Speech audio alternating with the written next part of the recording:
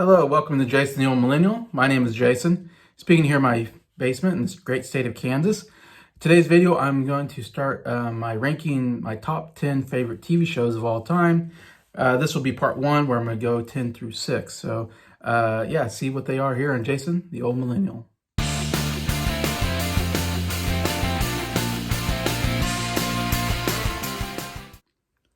Hello everybody, hope everybody's doing well here on a Monday afternoon. Yeah, so I started to do this, something I want to do for a while, because I do love TV shows, been watching them since I was a kid. And to this day, I still watch them mostly on streaming channels, it seems like. But yeah, I definitely have a lot of favorites. So many, it's hard to even do a top 10, and it's hard because there's so many different kind of genres. I've just combined everything into one. I think I probably have more sitcoms. I mean, I do have more sitcoms on my list because I think I do prefer sitcoms mostly because they're a little bit shorter. You know, back in the day, they're only like 23 minutes long, so it's a lot easier getting through a comedy show than it is a 1 hour drama. It's 45 minutes long or whatever.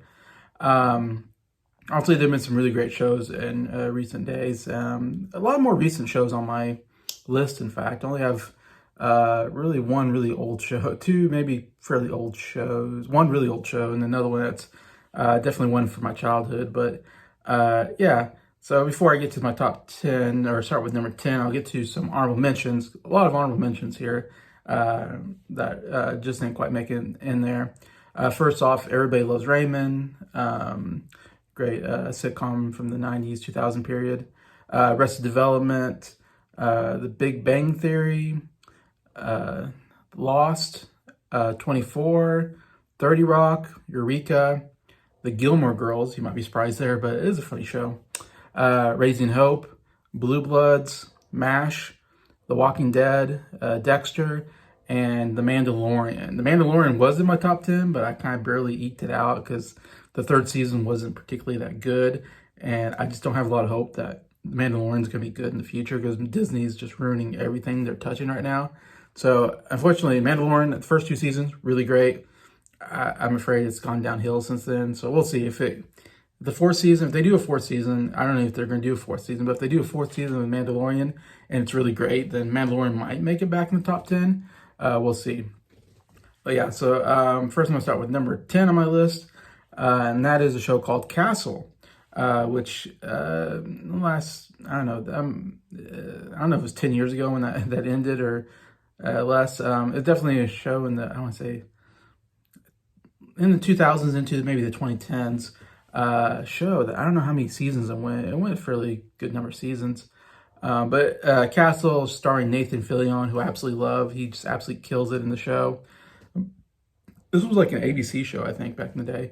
But he plays Richard Castle, a murder novel writer who writes, who kind of gets called in to help out some homicide detectives on a case. And the lead detective, played by Stana Katic or something like that, I think her name is, who's this really good-looking lead detective and very good detective. Of course, they don't get along at all right away. They fight a lot. But he kind of gets inspired by her to write a whole book series kind of based on her, making a character based on her, a female detective. So he gets the mayor to let him, kind of do ride-along, basically, I don't know, get on, these murder, homicide cases, and he goes along with them, and he even helps him out because he thinks out of the box. He has kind of an out of the box because he's a murder writer, so he kind of knows a lot about how detective stuff works, even though he's not a detective. But so he uses his kind of expertise in thinking outside the box because he has to do that for his writing to actually help them come up with, the murderers and stuff like that. Anyway, so it's a real good premise. I love the premise, and it's very funny. I always love if it's a drama, I like to have some good comedy mixed in there. And so I love that it has a lot of comedy in there, but also very good drama, but also a good, very murder mystery type show, and that's maybe the biggest genre of all are murder mystery type TV shows. And so it does a good job there, but also brings in a lot of comedy. Love the characters. The two main ones, of course, have this, if they will, if they, or will they, kind of relationship. Of course, they eventually do fall in love and start a relationship. Anyway, so but they do a pretty good build on that to where you really believe it, I think. And then they continue on. I think it's maybe even the show is probably better before they really got together, and they kind of had that tension.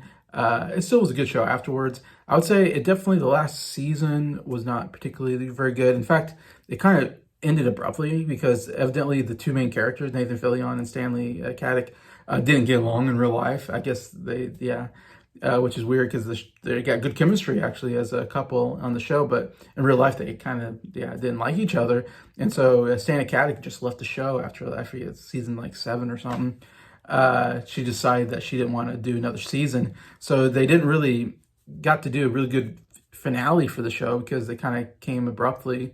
So the last season I didn't like really very good, unfortunately. A lot of these shows, they don't have perfect seasons.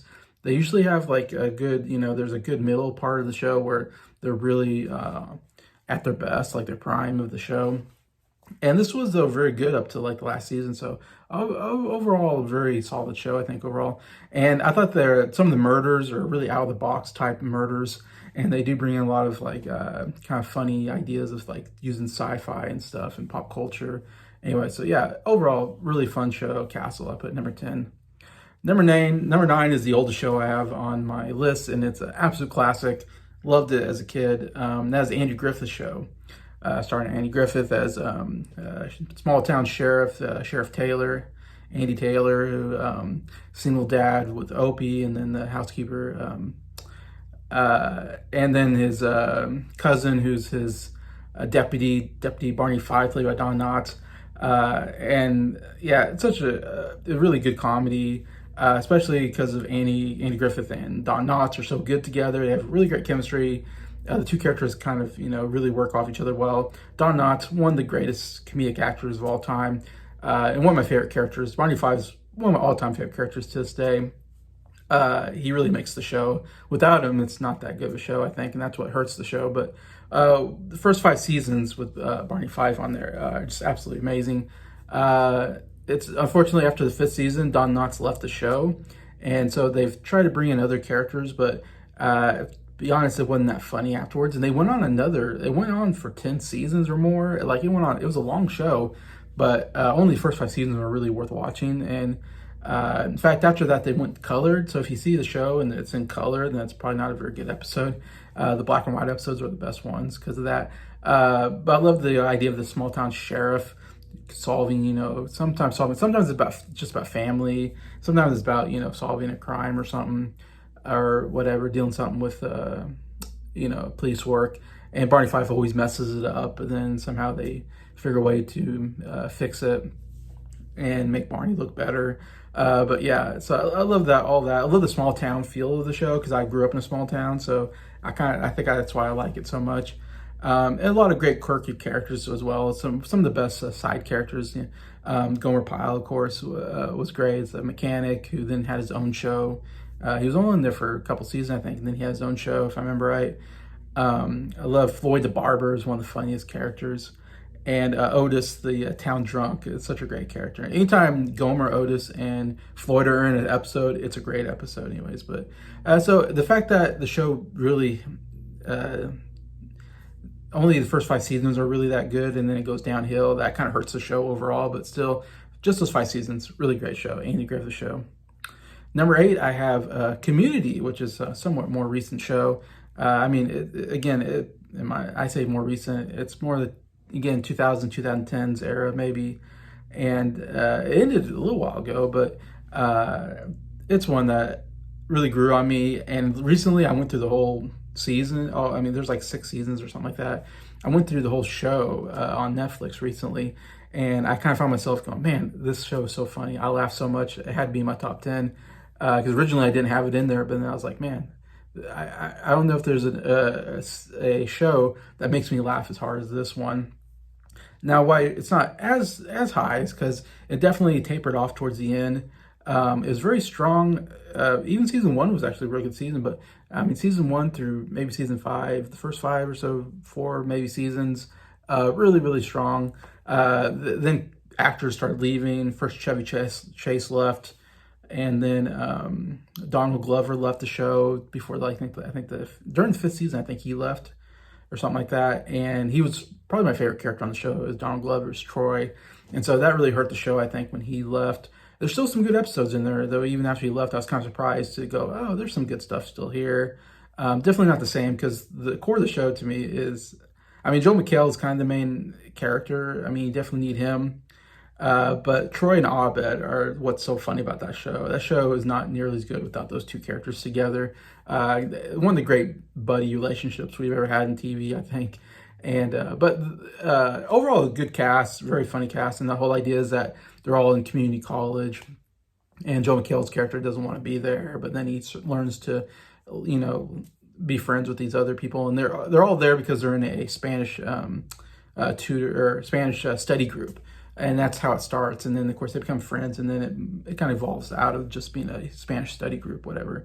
He also great, like Jim Rash as the dean is absolutely hilarious, and Ken Jeong as Chang is one of the funniest characters. It's the first time I really saw those two actors in something. Ken Jeong just did The Hangover as well. That's where he really kind of got well known as The Hangover. And he did this, I think, right after The Hangover. So he had a real good 1-2 punch with The Hangover. And the Community is absolutely hilarious. So yeah, what makes the show so good, though, is the pop culture references and the movie TV parodies that they do. They really think out of the box. And that's the show is at its funniest when it's doing an obvious parody of another movie or a TV show, or even just some kind of genre. And they do a lot of, you know, like I said, great nerdy stuff, because I'm kind of a nerd myself when it comes to pop culture. So anytime they do something that kind of, like I said, parodies something, I absolutely love that kind of stuff. And they do all kinds of stuff, like the paintball episodes are just absolutely fantastic, where they're doing parodies of, you know, almost post-apocalyptic type of societies, to Westerns, to Star Wars even. And then they do stuff like Dungeons and Dragons, which they do kind of a Lord of the Rings parody there. They've done Apollo 13, they've done Goodfellas. They did a Law and Order type parody, a Civil War documentary parody. Yeah, they were a video game in one. They're video game characters in one episode. Another one, they had this Christmas episode where they were claymation. I mean, they just did all these things I've never seen out of a sitcom before. They kind of went, like I said, out of the box kind of thinking. I absolutely love that about the show. I would say some of the episodes that don't do that, they're just kind of standard episodes, aren't as strong.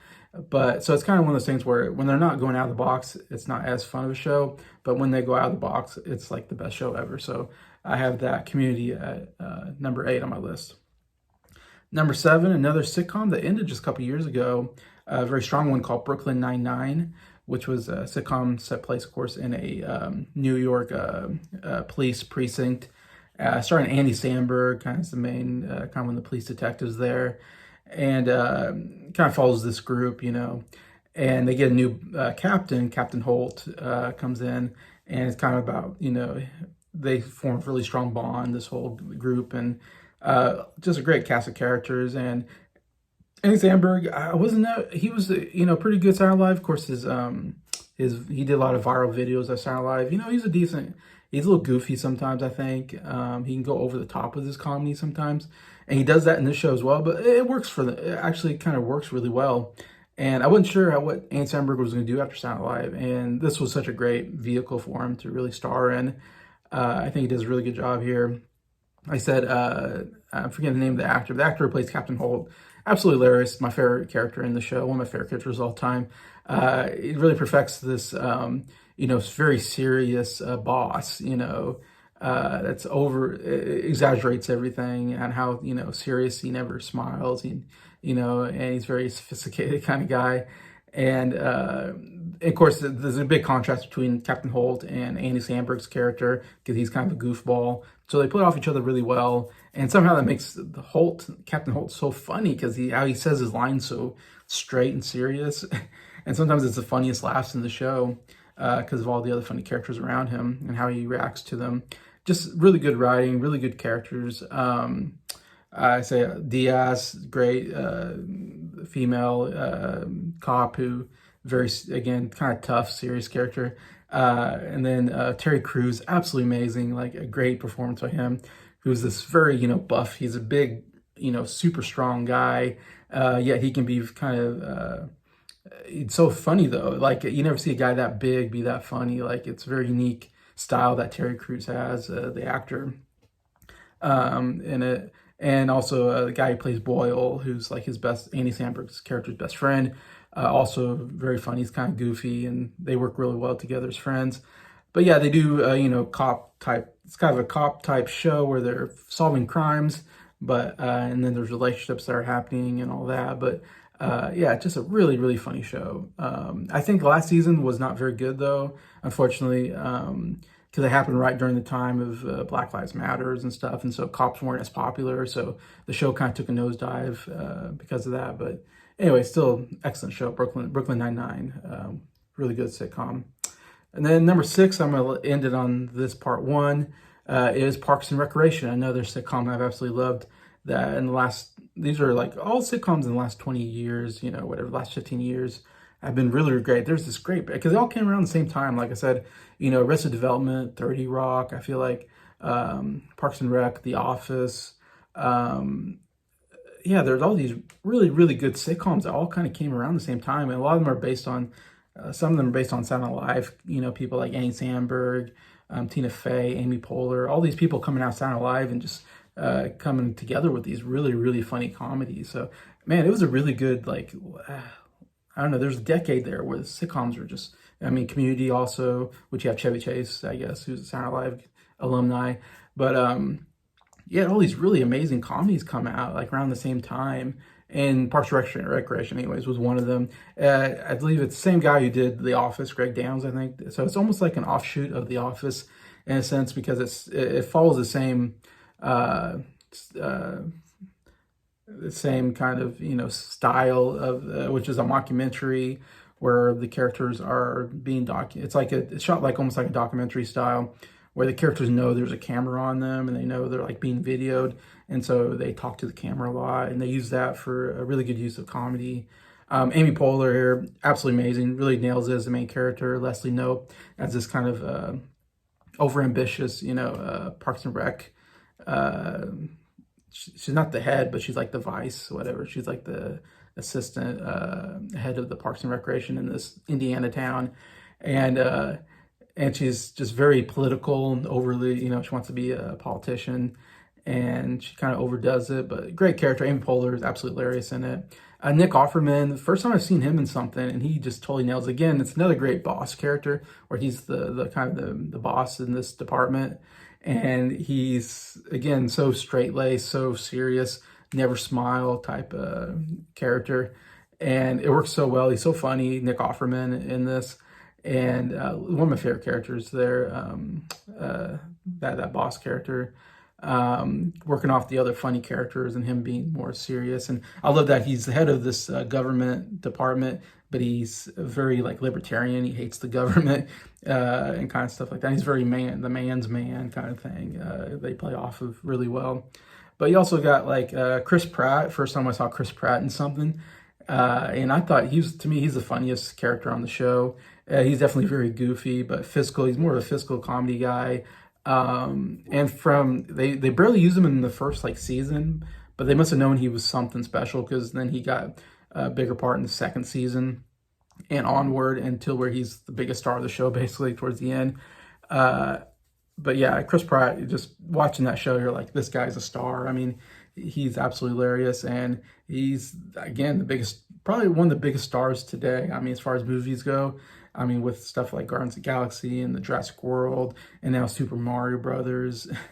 He's just an absolute star, because he's got this great, combination of just being funny, but also, in the show, he was he was a little chubby maybe, but then once he, got bulked up, he was kind of got this, good looks, but also very funny, very charismatic actor that, really works well, has done so good. But yeah, watch him on Parks and Rec. He is so funny on that show.